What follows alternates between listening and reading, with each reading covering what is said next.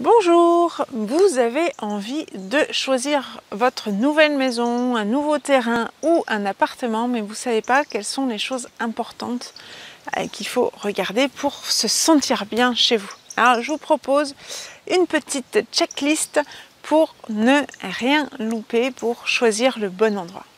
Bienvenue dans la chaîne qui vous aide à être épanoui aussi bien dans votre vie que dans votre lieu de vie.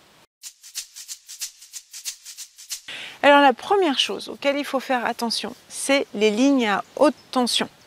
C'est quelque chose qui peut vraiment être handicapant parce que par exemple par rapport au champ magnétique, il y a quasiment rien qui arrive à arrêter le champ magnétique, et donc quand on est juste à côté d'une ligne à haute tension, eh ben, on peut avoir un champ magnétique qui est assez important. Alors, pour vous donner un petit ordre d'idée, si on est à côté d'une 400 000 volts, il faut à peu près avoir entre 300 et 400 mètres de distance par rapport au fil. Mais après, par exemple, si on est sur du 20 000 volts, une dizaine de mètres peut suffire.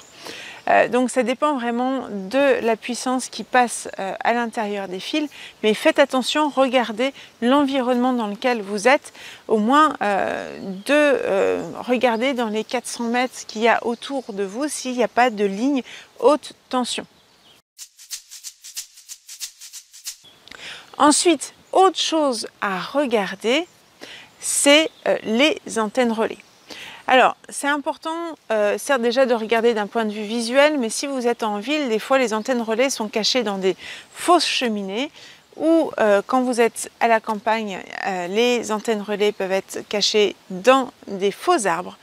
Donc, on ne les voit pas forcément. Donc, il y a un site internet qui est très bien fait, c'est Carto Radio, qui vous permet de regarder toutes les antennes relais qui se situent dans votre quartier. Vous savez exactement quel type d'antenne c'est et vous allez savoir finalement si vous êtes dans une zone à risque par rapport aux antennes relais. Donc ça permet déjà d'avoir un bon point de vue par rapport à ça. Après, il y a tout ce qui est failles géologiques. Donc les failles géologiques, c'est pareil, c'est quelque chose, il faut faire très attention. Alors ça dépend dans quelle région vous êtes. Si on est par exemple dans le bassin parisien, il y a très peu de risques d'avoir une faille géologique, sauf si vous êtes sur Paris, parce qu'il y a quand même beaucoup de cavités souterraines. Donc les cavités souterraines peuvent avoir un peu le même impact qu'une faille géologique.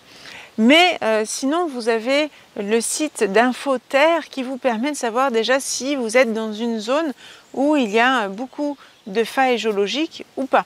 Donc après, ça ne veut pas dire que toutes les failles géologiques sont cartographiées, mais ça vous permet d'avoir un peu une idée si vous trouvez dans une zone avec de gros risques de failles géologiques ou pas. Un des symptômes quand vous êtes à l'aplomb d'une faille géologique, c'est cette sensation d'avoir la tête qui est comprimée et aussi une nausée qui est présente. Donc si vous visitez un lieu et que vous sentez barbouillé ou vous sentez que vous avez la tête qui est comprimée, ça peut être une des pistes, c'est que vous soyez sur une faille géologique. Donc faites attention à ça, c'est vraiment hyper important. Après, ce qui est important, c'est de pouvoir regarder si votre maison est bien reliée à la terre. Je parle de la terre électrique parce que tous les appareils qui sont branchés sur votre installation électrique va plus ou moins rayonner. Et tout ce qui est frigo, lave-vaisselle, mais aussi les ordinateurs, s'ils ne sont pas reliés à la terre, ça va créer un champ électrique beaucoup plus important. Donc c'est important de bien faire attention que aux endroits où vous allez brancher ces appareils-là, que la terre est bien présente au niveau des prises.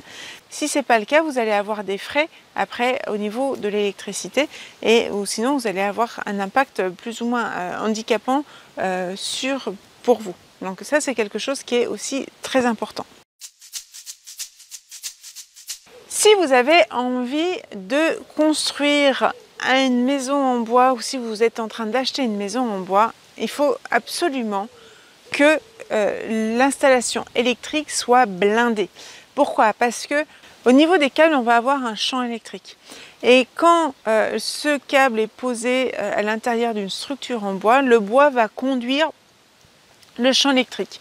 Donc pourquoi? Parce qu'on a le bois qui est toujours entre 10 et 17% d'humidité, et donc c'est l'eau dans le bois qui va conduire votre électricité.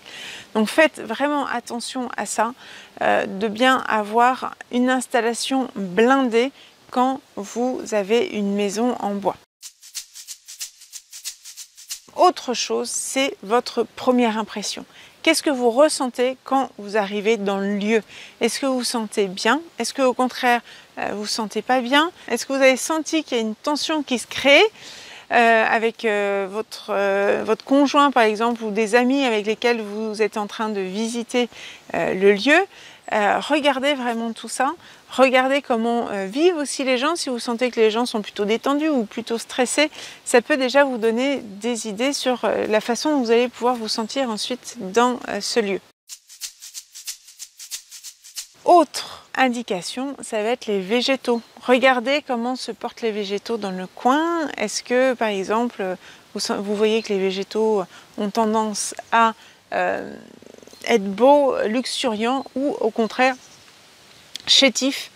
Ça peut vous donner vraiment des indications de savoir si le lieu est positif ou pas.